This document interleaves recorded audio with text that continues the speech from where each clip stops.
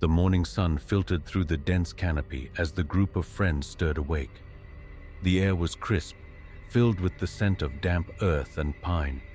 But something was wrong. One of the tents was missing, completely gone.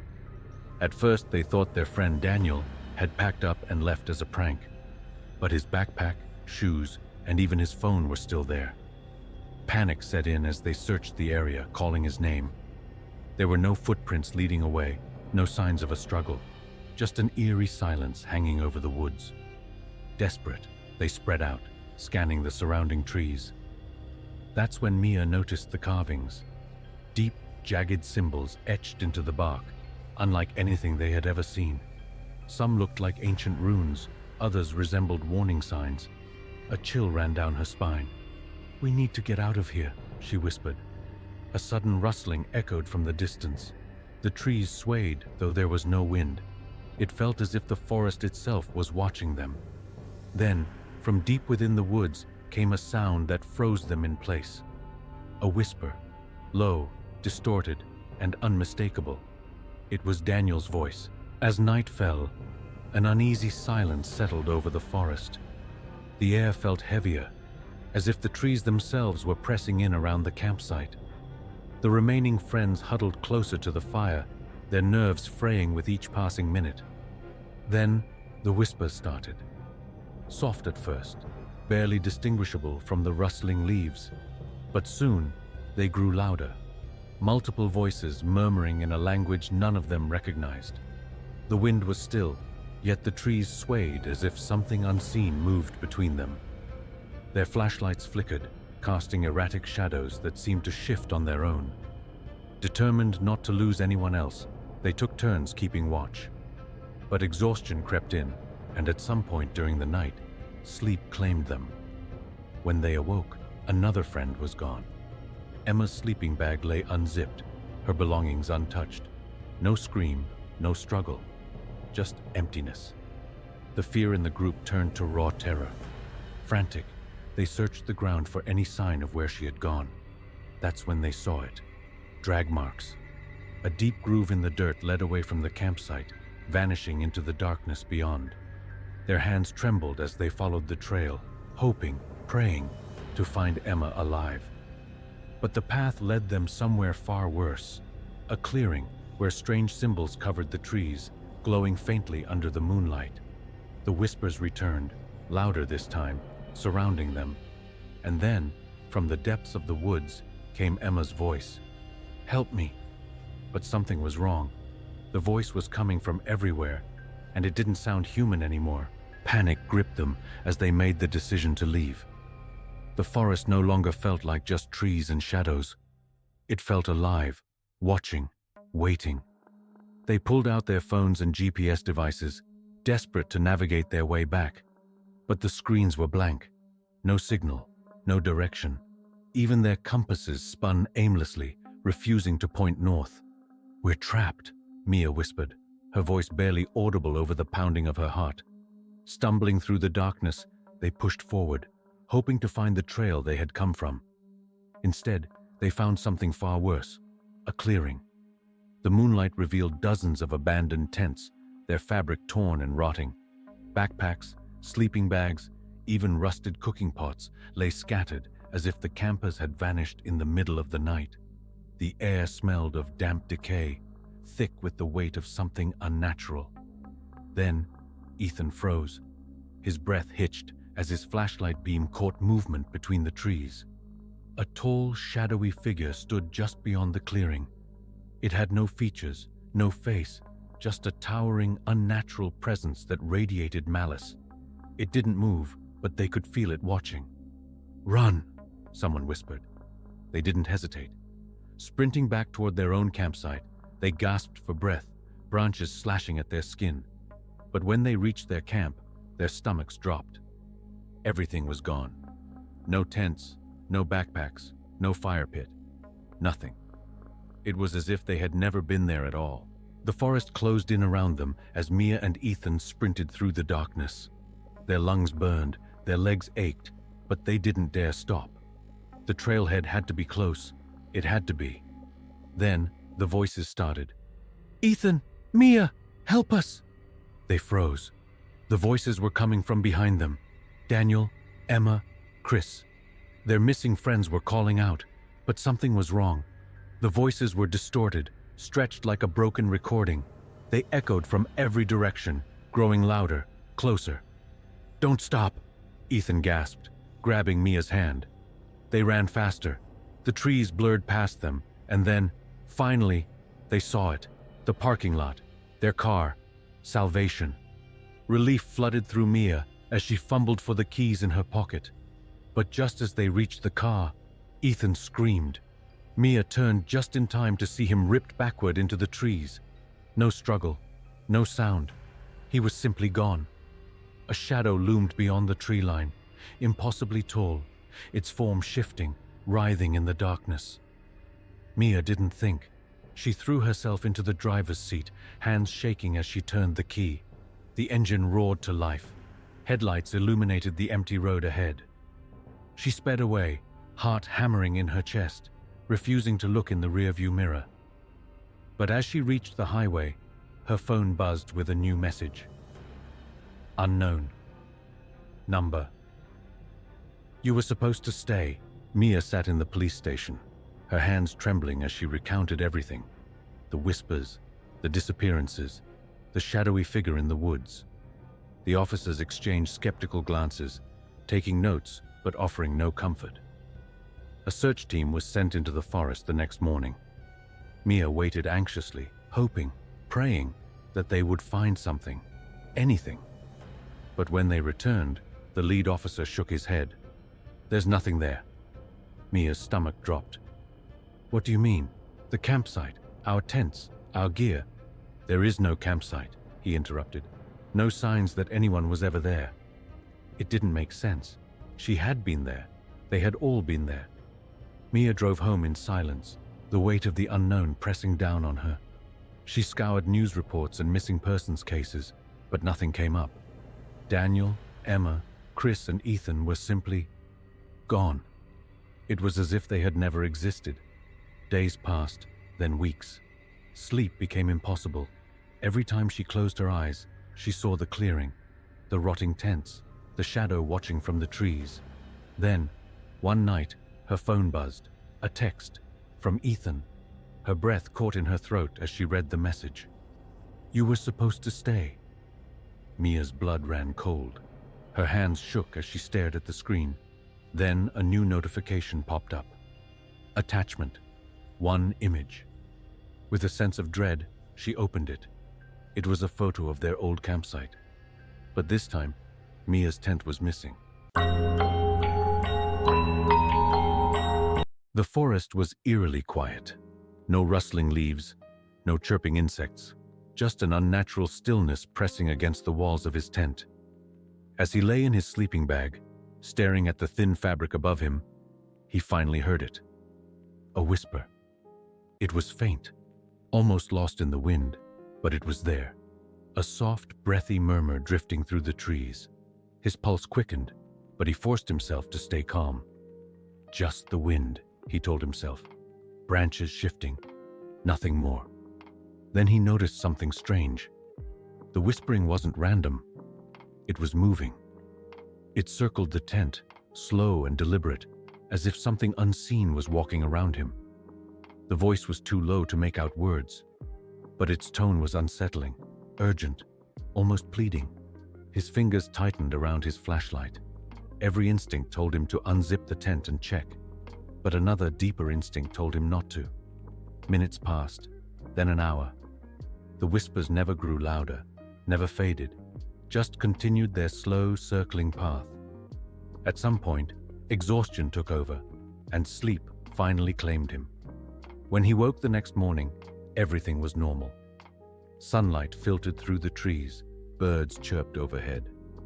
Had it been a dream? His imagination playing tricks on him? He shook his head, laughing softly at himself as he prepared breakfast. That night, he would learn the truth, because the whispers would return, and this time they would say his name. The third night was unbearable. The whispers never stopped. They twisted and tangled together. a chaotic murmur that seeped into his bones. They were no longer distant. They were right outside his tent. Some voices were soft pleading. Others were frantic, desperate. A few were angry. He couldn't take it anymore. Gripping his lantern with trembling hands, he unzipped the tent and stepped into the cold night air. The forest was wrong. The trees looked taller, darker, their branches curling like skeletal fingers. The air was thick, heavy, with the scent of damp earth and decay. The whispers didn't fade. They followed him. He pushed forward, deeper into the woods, heart pounding like a drum. The trees pressed closer, their trunks scarred with strange carved symbols. Then he saw it, a clearing. His breath caught in his throat. Dozens of old, tattered tents lay scattered across the ground, half buried beneath fallen leaves and creeping moss. Some were collapsed, others torn open, like something had clawed its way out. Rusted camping gear, shredded sleeping bags, moldy clothes. Everything looked abandoned, untouched for years. But something had touched them. Because the whispers, they were louder here. They came from the tents. He staggered back as a gust of wind tore through the clearing, kicking up dust and dead leaves. For a split second, he thought he saw figures standing inside the torn tents, dark silhouettes watching him. Then, all at once, the whispering stopped, and something moved behind him. By the third night, the whispers had grown impossible to ignore. They were no longer faint murmurs carried by the wind.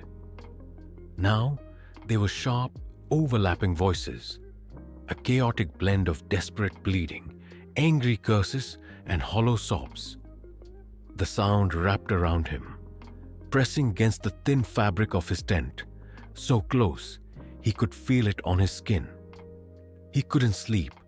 He couldn't think. The voices twisted and pulled at his sanity, calling his name, beckoning him to listen, to understand. The pressure was too much. With a shaking hand, he grabbed his lantern and unzipped the tent. The cold night air hit him like a slap, but it did little to calm the fear coursing through his veins. The whispers seemed to follow him as he stepped into the woods, growing louder with each step. Determined to confront whatever was tormenting him, he pushed forward, lantern raised high. The trees around him stood like silent sentinels, their branches twisting unnaturally. Almost reaching for him, the whispers swirled, overlapping, a cacophony of voices calling out from all directions. Then, he stumbled upon a clearing, and his blood ran cold. Dozens of old, tattered tents lay scattered across the ground, half buried beneath layers of leaves and moss. Some tents had collapsed entirely, while others hung in tatters as if torn apart in a struggle. Rotting sleeping bags lay in the dirt, along with torn clothing and rusted camping gear. It was like a forgotten graveyard of campers. The whispers intensified, coming from the empty tents now. Voices, broken and desperate, seemed to seep out of the fabric, moving with the wind. As he moved closer, he thought he saw shapes shifting inside the tents. Dark, vague figures watching him. He froze, and the whispers whispered his name again. His heart pounded in his chest as terror gripped him. The whispers were now shrill, turning into screams, the sound of agony and fear echoing in the air around him. His body moved on instinct, running toward the safety of his camp. But every step felt heavier, as though the forest itself was dragging him back. When he finally reached the spot where his tent had been, his breath caught in his throat. It was gone. The clearing was empty. as if he had never set foot there at all. No tent, no backpack, no fire pit. There was nothing but the bare earth and the dense woods surrounding him. His mind raced. He was certain he had been camping here. Just hours ago, everything had been in place. Panic began to rise in his throat. His hands shook as he fumbled through the darkness, looking for any sign of his belongings, but there was nothing. The forest felt wrong. It no longer resembled the place he had set up camp. Paths he had walked on earlier now seemed twisted, leading him in circles, looping back to where he started.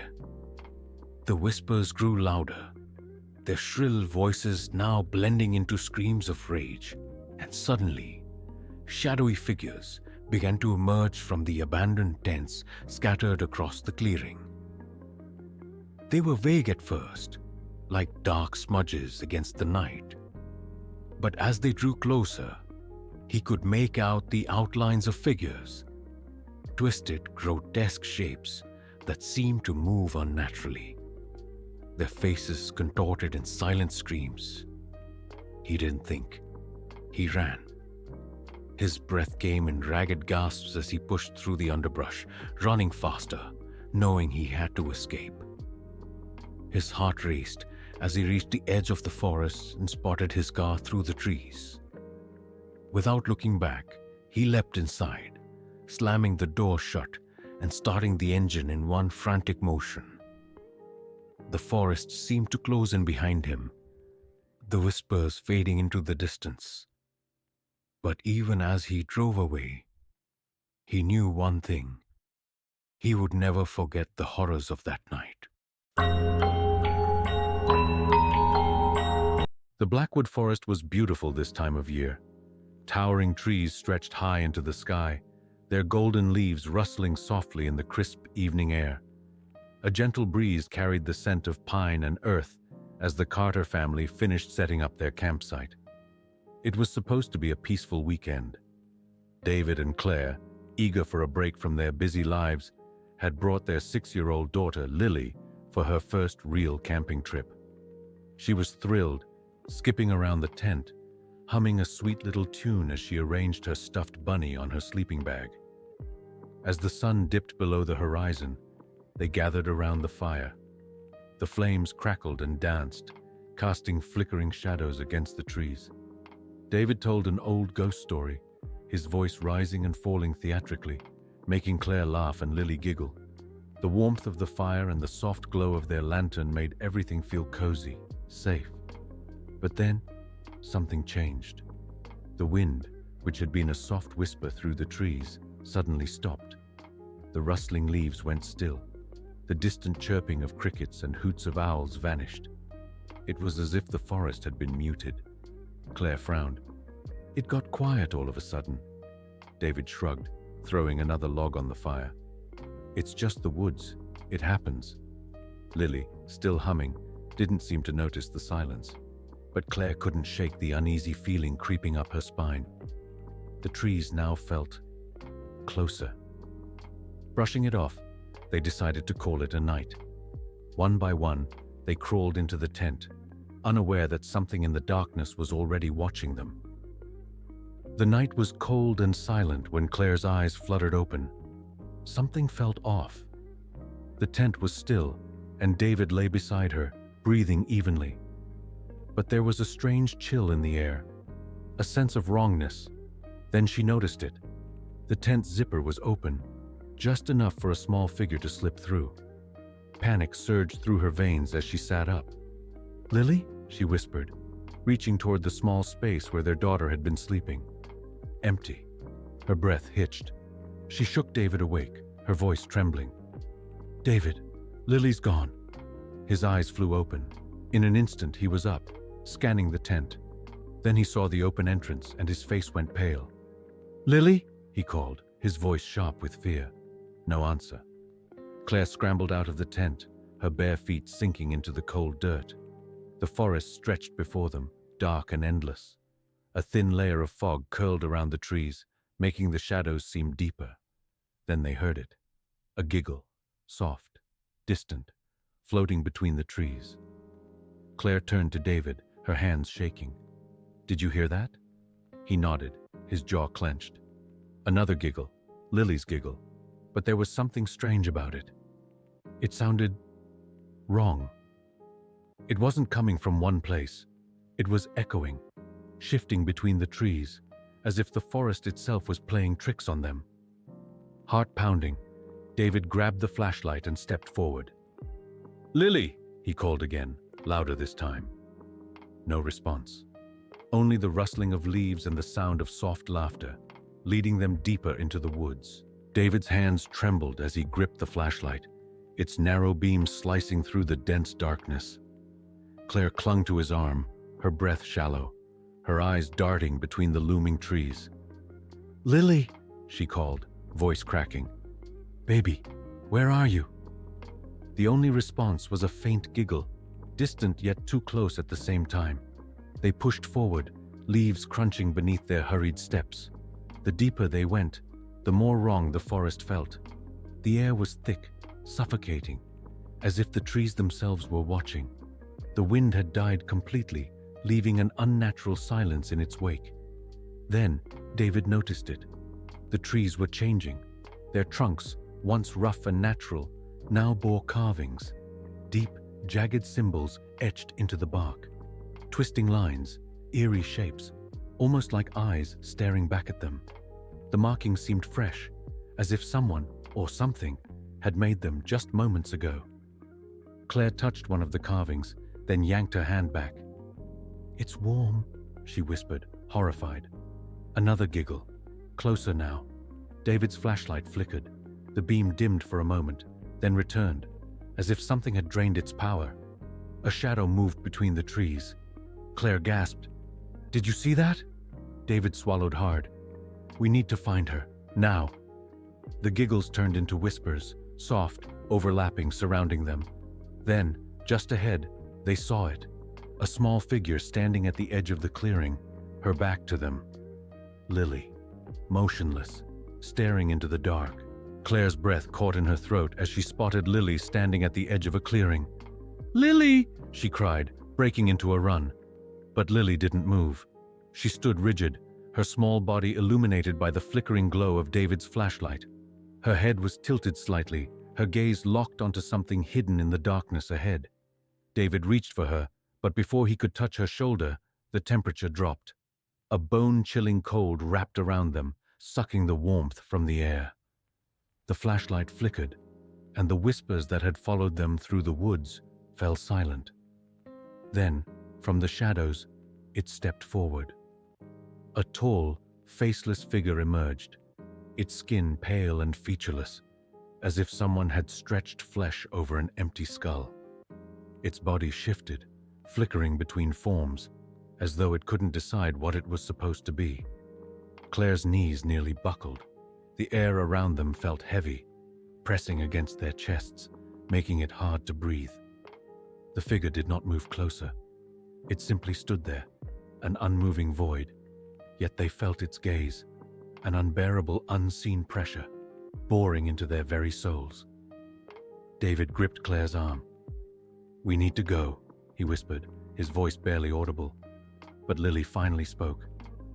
"He found me," she whispered. Then for the first time, the faceless man moved, his head tilting, as if acknowledging her words. The flashlight died, and the darkness swallowed them whole. The sun rose over Blackwood Forest, casting golden light through the trees. Birds chirped, the wind rustled the leaves, and everything seemed normal, peaceful. But deep in the woods, 3 figures emerged, stumbling, slow, their faces blank with shock. A pair of hikers spotted them first. A man and woman, holding hands, guiding a small girl between them. Their clothes were dirty, their hair tangled. They moved as if in a trance, eyes wide and distant, like people who had seen something they weren't meant to. "Hey, are you all right?" one of the hikers called, rushing forward. The man didn't answer. The woman flinched at the sound of a voice. But the little girl, she just kept whispering. "He's still watching." The hikers exchanged uneasy glances. "Who's watching?" No response. The family was physically fine. No injuries, no signs of harm. But something was wrong. Their hands were cold, their skin clammy, as if they had been out all night. But there were no signs of struggle, no memory of what had happened. The father, David, finally spoke, his voice hoarse. We can't remember. The last thing he recalled was running through the trees, carrying his daughter Claire at his side. Then, nothing. Just a void.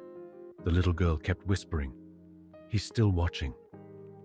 The hikers led them back to safety, but the parents never spoke of that night again. Lily, however, never stopped whispering. And sometimes, when she stared out the window at night, her parents swore they saw a shadow standing at the edge of the woods.